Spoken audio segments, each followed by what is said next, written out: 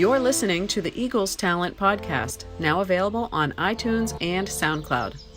The Eagles Talent Podcast showcases keynote speakers who inspire, educate, and entertain. Want today's guests at your next event? You can call us at 1-800-345-5607, visit eaglestalent.com, or email us at info@eaglestalent.com. Hello, everyone. My name is Sheldon Senek, and welcome all you Eagles Talent viewers. And today we have Chester Elton. And I thought, I'm not going to give just a boring Chester has done this, and this. I was talking to Alexis, who is in our marketing department, and she had a great idea that speakers should do an elevator pitch, right? So that's right, on the spot. Yeah, no, great question. Because people ask all the time, how did you get into this? Did you always want to be a speaker? And my background, as we were talking before, was in sales. Mm-hmm. And it was interesting. I remember calling the CEO of our company. It was a recognition company. And I said, if we were the thought leaders, we wouldn't have to pitch people. They'd come to us. And thought leaders publish. And nobody's written a definitive book on employee recognition. And he says, I love that. Write the book.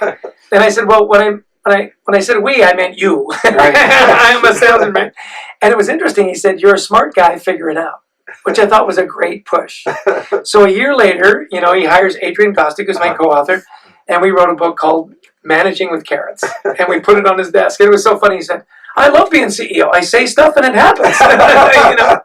And that's what started. So we wrote a great book, and our sales guys used it to get into various companies. And then people say, hey, I love the book. Of course you speak on your book. Right. I went, sure.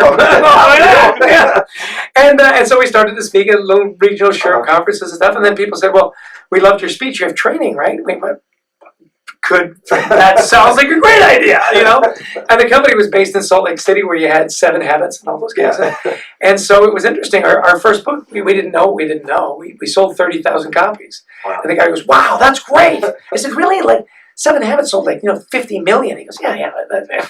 He says, what's your next book? And we went, hadn't really thought about it. We were happy. A lot of planning went into all this. Right? Yeah. Well, it's hard work meets opportunity, right? And so now, fast forward, we've written 11 books. Mm-hmm. We've sold 1.6 million copies. They're in 30 languages, and we speak all over the world. So. Do you speak all 30 languages? Yeah, and I try to do it every time I speak, 30 different languages. It's a little confusing, but impressive. So what came first, the carrot or the orange? This is, wait a minute, I found out this right before we began, this is Garrett the Carrot. Yeah. Not Carrot the Carrot, but Garrett the Carrot. Yeah. Some people call him Norman Fuzzy. Norman Fuzzy. But no, the carrot books came first, and then people started sending me orange stuff. So orange now you're stuff. forced to wear it. Yeah. Well, and my wife says, luckily it looks good on you. Orange doesn't look good on everybody, Well, I feel like I have your complementary color of the blue. Right, yeah. You're a Mets fan. Yeah. Orange and blue. That hurts. So let's talk of a couple things. You can see that I went real high tech with a couple questions there. So here in our company, we started what we're calling it huddle ups, just quick morning meetings. So I thought this is a good opportunity to maybe ask a question that other companies may be doing something similar, and just meetings in general. How do you have a healthy debate or approach maybe a topic or subject in a meeting? Yeah, no, great question, because people want to be more and more innovative, and to be innovative, you have to challenge the status quo. Right. Well, that can be dangerous, especially if you're a new employee. Right. So we talk about creating a safe place to debate. Right. And right from the top, you've got to have ground rules. One of my favorites is you challenge the idea, not the person. Okay. You never get personal. It's all about the idea. Nobody laughs or criticizes. And I know for you, the laughing part is going to be hard. Yeah. All right. That's where the meetings begin and end. No more meetings. Okay. And once you've got some of those ground rules, that there are no sacred cows, and that we can challenge the status quo, and that it's going to be about the ideas, not about the person. Mm-hmm. Once you've created that safe place, then a lot of good ideas came about. I love your idea of the daily huddle as well. Yeah. Lots of touch points. Business changes rapidly. Yeah. And if you say, hey, once a month we'll get together. No, it's not for you. Daily, because, of your group, most of you are here, is a great touch point. Mm-hmm. What happened?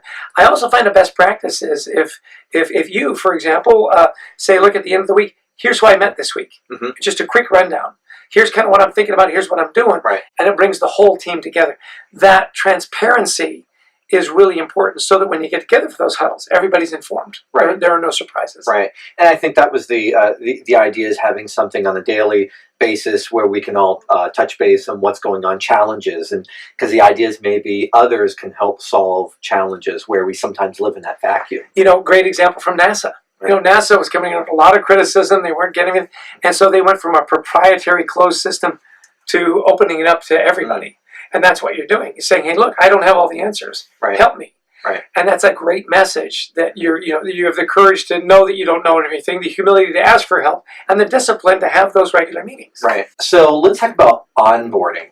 Right. So you have a new employee. What do you feel is the best way to onboard and bring someone whether it's train, help them understand the culture? I think that's what I'm driving at. Yeah. Well, you have to be dangerous that you've got these blanket ideas, because depending on the person, some are going to work better than others. What we found is that in the hiring, now I'm Canadian, so I would say process, but I'll say process. How long have you lived in Jersey? 30 years. 30 years. I don't know. But whatever. It's a little self-serving, but in my heart, I'm always still there. Okay. Yeah. Okay. So the process is really interesting. I think leading up to the hire is going to help you with onboarding. During the hiring process, did you meet other people on the team? Did the team have some input into that hire? Once you're in, are there people that can step up and mentor them and be their friends?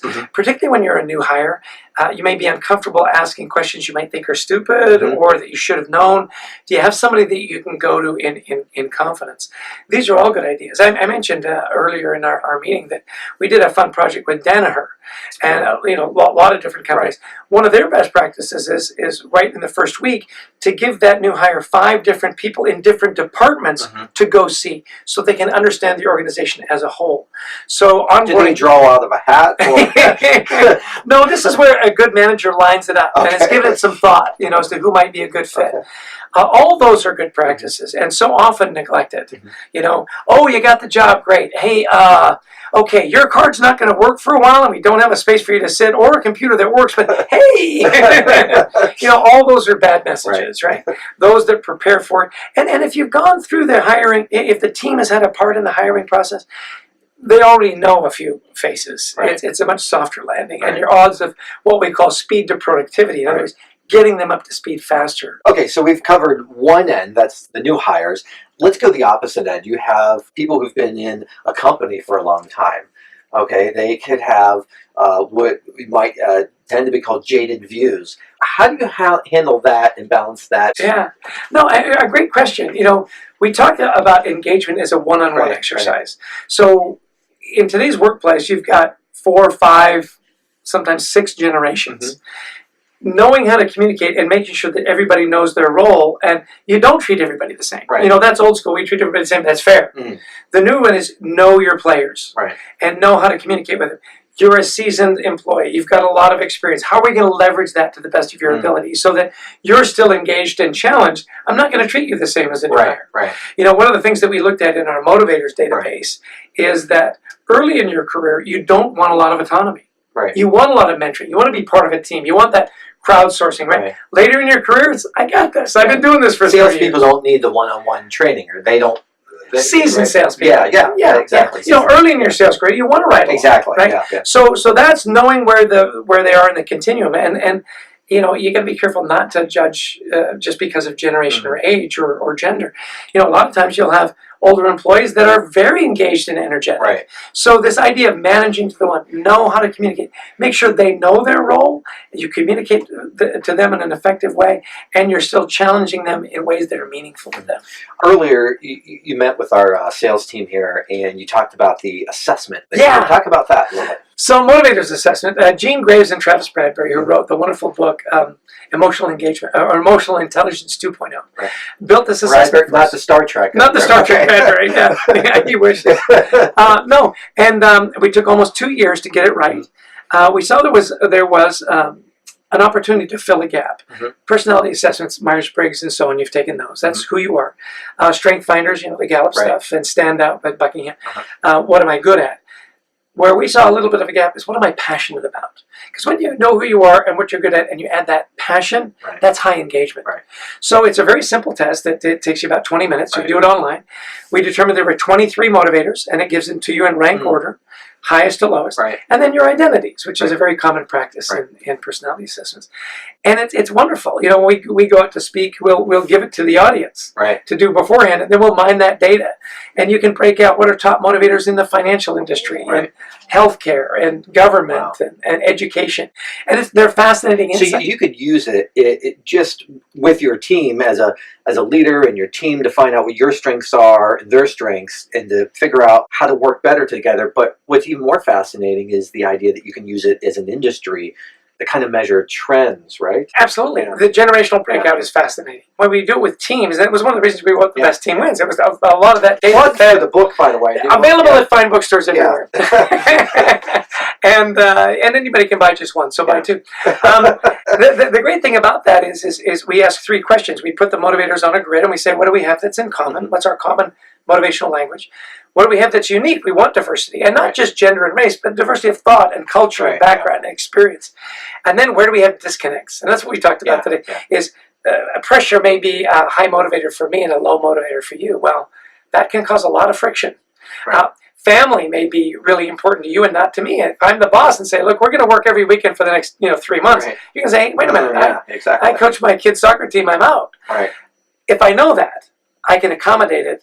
We can play to each other's. That's such a different way than, I guess we'll call it old school, where it used to be quite the opposite, where what we say goes. The leadership, what the leadership says. Yeah, my way or the highway. Yeah, exactly. Yeah, absolutely. This idea of being much more collaborative, much more open in communication is clearly the way to go. Organizations are getting more and more flat. They're getting more and more dispersed. You have 2 guys in Malaysia and 4 guys in Texas, and you've got those limitations. The better you understand people's core motivators, the more likely you are to engage them at a level where they can be, engaged and productive for themselves, clearly for you, and that translates to better customer experience. You make a great point where people are so spread out now. We even have a number of remote our team members here and understanding how to connect better because we're not seeing each other on a daily basis. Exactly. Right? Skype people, and video conferencing and Zoom and all that has gotten so good. Oh, yeah. You really can have a meaningful conversation, and it does help. A couple years ago, my sister lives in Seattle, and for Thanksgiving, we couldn't be with her, but in her family, so we sat the computer down at one end of the table, and we all had Thanksgiving dinner together. So we just couldn't hug, Yeah. But a sense of that and a sense of belonging, and I think that's really important. Never before has it been such a diversified. You've got gig employees. You've got people are much more mobile. They're not staying in jobs for as long, and so you've got that constant churn and turnover. The better you understand people's motivators, the better you can manage to the one, get them more productive, and it all translates to a better customer experience.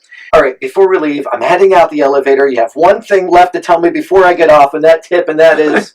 All these things that we talk about that make for a great place to work and great teams translates to your personal life. My favorite data point, and we are data-driven, is that when people are happy and engaged at work, they're 150% more likely to be happy and engaged in their personal lives. When I hear these stories about guys coming back and shooting up the workplace and everything, I think, that was a failure of that team to really engage around, send people home happy. We've all had jobs where we were miserable and we take that misery home. And we've had jobs where we're highly engaged and we bring that home too. So nobody works 9 to 5 anymore. Your job is your life is your job. Let's create workplaces that are highly engaged and happy and send your people home happy. All right. Until next time, thank you very much, Chester. Look at that official handshake. That's right. The grip and grin. And we'll see you next time. Thanks. Thanks for listening to the Eagles Talent Podcast. Don't forget to subscribe to our newsletter and YouTube channel for information about new episodes, blog articles, and more. To stay updated with all of our posts, be sure to follow us on all social media sites by simply typing Eagles Talent into the search.